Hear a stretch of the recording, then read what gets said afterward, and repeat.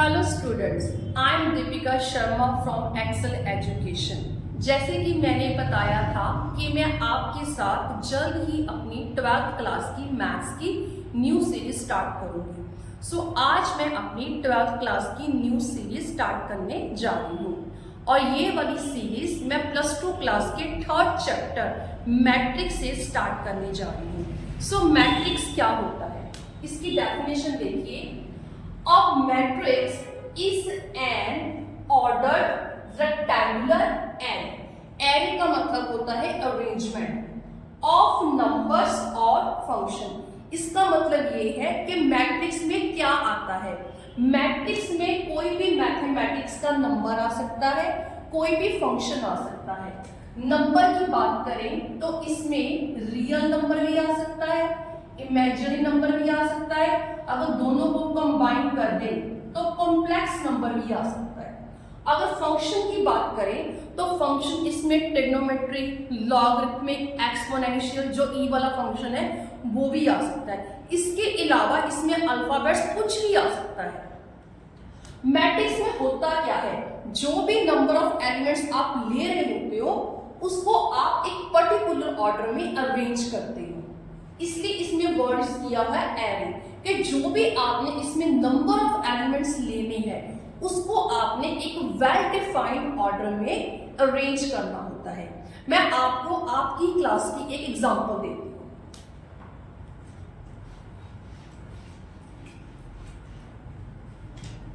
कि कैसे हम अपने डाटे को मैट्रिक्स में लिखते हैं। मान लीजिए क्लास में 2 गर्ल्स हैं, एक का नाम सिया है और एक का नाम क्या है, रिया।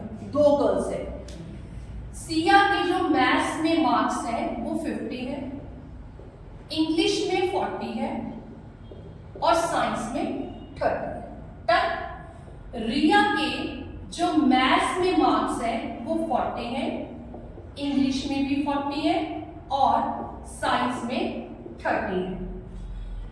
इन 2 चीजों को हमने मैट्रिक्स में कैसे लिखना है, तो इसके लिए 2 मेथड होते हैं। सबसे पहला वे हमारे पास क्या होता है, एक तो जैसे ये डाटा लिखा हुआ है आप इसको ऐसे ऐसे लिख सकते हैं। 50, 40, 30, 40, 40, 30। डन। ये 3 क्या हो गए, मैथ्स, इंग्लिश और साइंस के मार्क्स।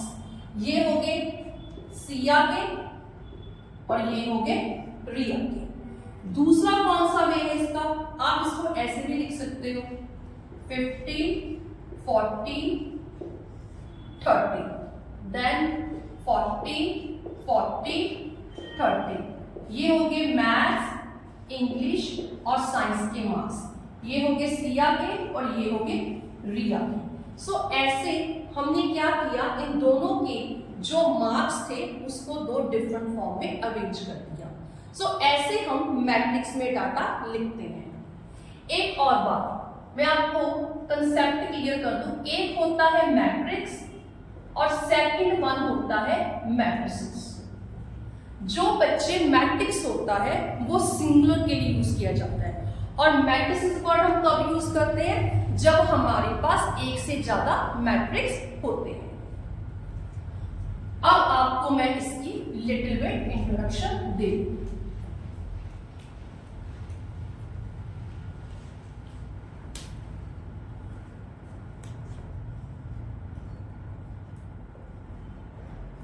मान लीजिए आपके पास ये एक मैट्रिक्स दिया हुआ है जिसमें 2 हॉरिजॉन्टल लाइन है और 3 आपके पास क्या है, वर्टिकल लाइन।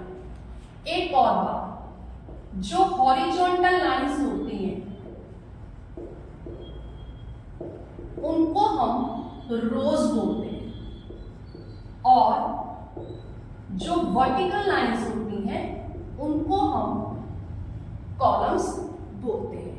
ठीक, इधर देखिए हमारे पास कितनी रो है, 2 और कॉलम कितने हैं, 3। सो जो जे वाला मैट्रिक्स है ये 2 रोज और 3 कॉलम से बना हुआ है। अब नेक्स्ट, किसी भी मैट्रिक्स का हम ऑर्डर कैसे लिखते हैं। ऊपर वाले मैट्रिक्स की बात कर ले हम, इसमें कितनी रोज आ रही है 2 और कॉलम कितने आ रहे हैं 3। इनका जो भी ऑर्डर है उसको हम I/J से डिनोट करते हैं और कई बुक्स में इसको M/N से भी डिनोट किया जाता है। यहां पर I और M ये दोनों रो के लिए रिप्रेजेंट किए जाते हैं, J और N ये दोनों कॉलम के लिए। जब भी आपको मैट्रिक्स का ऑर्डर लिखने के लिए बोला जाए तो सबसे पहले आपको रो लिखनी होती है कितनी है, फिर लिखने होते हैं कॉलम। इसको आपने मल्टीप्लाई नहीं बोलना, बाय बोलना। जैसे इसमें कितनी रोज है 2 और कॉलम कितने हैं 3, सो इसका ऑर्डर कितना आ गया 2/3। आप इसकी और एग्जांपल ले सकते हो,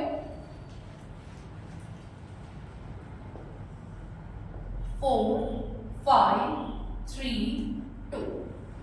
इसमें हम क्या देख रहे हैं, इसमें हम देख रहे हैं कि हमारे पास 2 हॉरिजॉन्टल लाइंस आ गई और 2 ही हमारे पास क्या आ गई बच्चे कॉलम। तो इसका ऑर्डर कितना है 2/2। इसमें जितनी नंबर ऑफ रोज है उतने ही नंबर ऑफ कॉलम्स आपके पास आ गए। सो जब भी आपको ऑर्डर के लिए बोला जाए तो सबसे पहले आप काउंट करो कि उसमें कितनी नंबर ऑफ रोज है और कितने नंबर ऑफ कॉलम्स है। एक और बात, इसके अंदर जो एलिमेंट्स दिए हुए होते हैं उन एलिमेंट्स को हम ऑब्जेक्ट्स बोलते हैं, जितनी इसके अंदर एंट्रीज दी होती है। Okay done. अब इसमें क्या देख रही हूं मैं 1 2 3 4 एलिमेंट दिए हुए हैं। अगर इन 4 एलिमेंट की मैंने लोकेशन फाइंड आउट करनी हो तो कैसे करूंगी।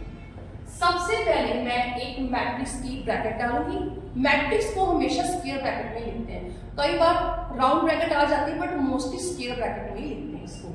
अब इसका ऑर्डर कैसे लिखना है 1 2 3 4। हमारे पास कितने एलिमेंट्स दिए हुए हैं 4 एलिमेंट्स, तो हमने 4A लिख ली। अब इसका ऑर्डर लिखो 1 1 2 2। अब कॉलम वाइज 1 1 2 2। इसका मतलब A11 एलिमेंट का मतलब क्या है, फर्स्ट मेंबर होता है रो का और सेकंड होता है कॉलम का। इसका मतलब ये है, ये जो हमारा 4 एलिमेंट है 4 element is contained in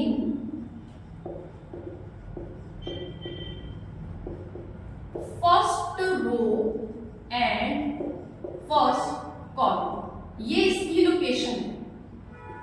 paper में कई बार पूछ लेते हैं कि A11 बताओ कितना है, A12 बताओ कितना है। तो A11 का मतलब क्या है, एक ऐसा एलिमेंट जो इस मैट्रिक्स की फर्स्ट रो और फर्स्ट कॉलम के अंदर पड़ा हुआ है। A22 कितना है 2।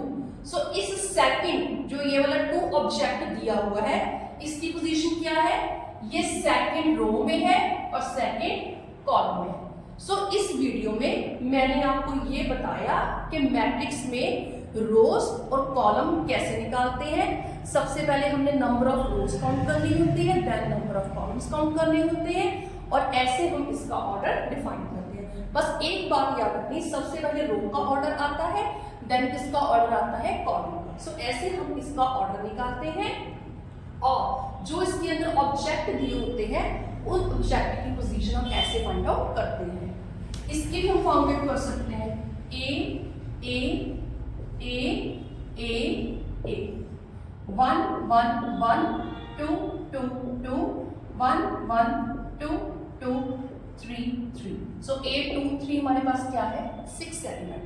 सो इस वीडियो में मैंने लिटिल बिट आपको मैट्रिक्स की इंट्रोडक्शन के बारे में बताया है। नेक्स्ट वीडियो में हम इसकी टाइप्स करेंगे, देन हम इसकी एक्सरसाइज के सम स्टार्ट करेंगे। अगर आपको कोई भी प्रॉब्लम हो तो प्लीज़ आप कमेंट बॉक्स में डाल देना। Thank you so much.